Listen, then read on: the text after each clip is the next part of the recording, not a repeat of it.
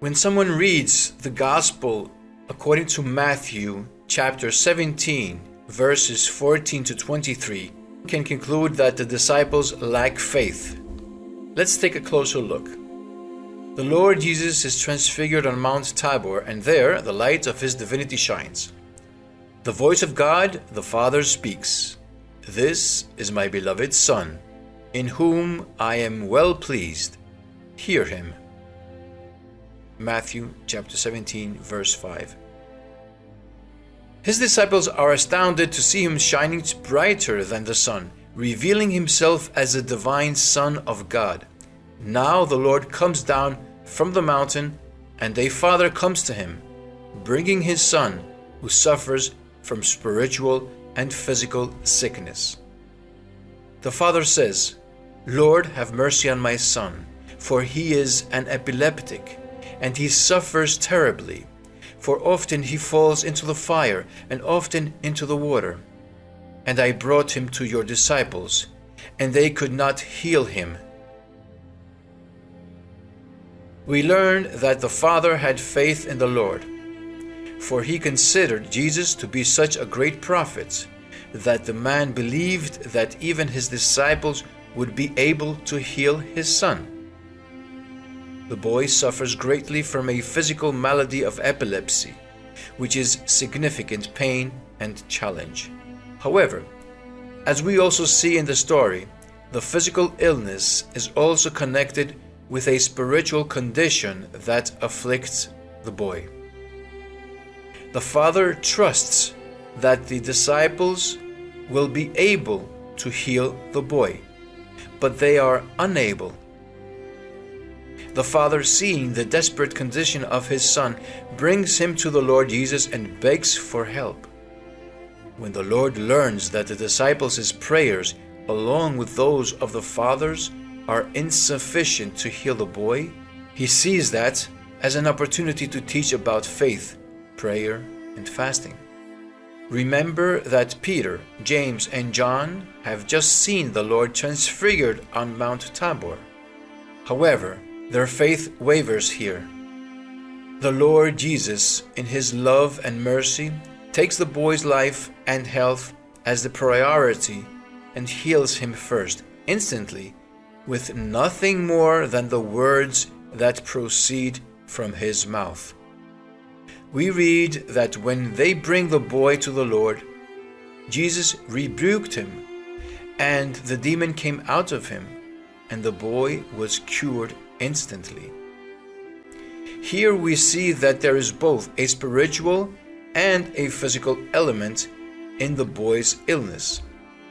As human beings, imperfect though we are God's beloved creation. He has created us for joy, peace, and abundant life with him. Even if we abandon God in our lives, he never abandons us. He loves us, cares for us, and awaits us to return to him. The suffering of the boy teaches us a lesson about our condition. When we do not remain close to the Lord, our souls and minds begin to suffer from spiritual weakness, which not only affects our hearts and our dispositions, but can affect even our bodies.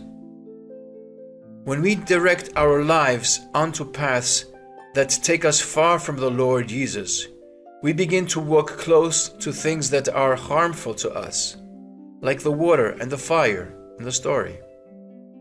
However, when we turn to the Lord, he embraces us, heals us, and renews us. The disciples come to Jesus privately and say, "Why could we not cast it out?" He says to them, "Because of your little faith. For truly I say to you, if you have faith as a grain of mustard seed, you will say to this mountain, 'Move hence to yonder place,' and it will move, and nothing will be impossible to you.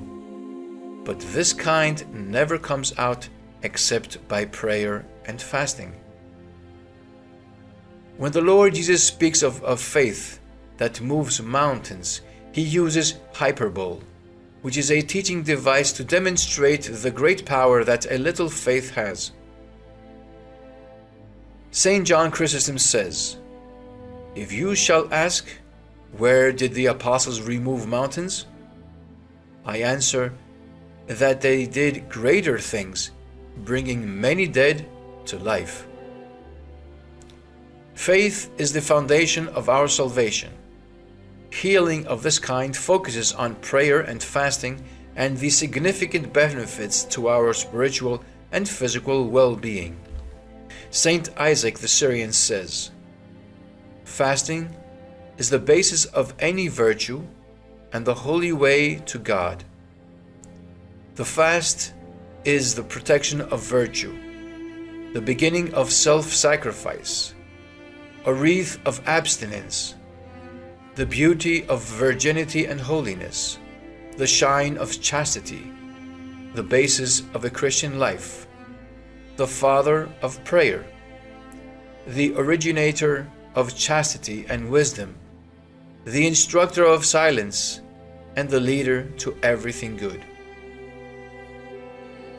We strengthen our faith through daily prayer, frequent reading of the scriptures and spiritual books, attending church, fasting, and receiving Holy Communion, doing good works.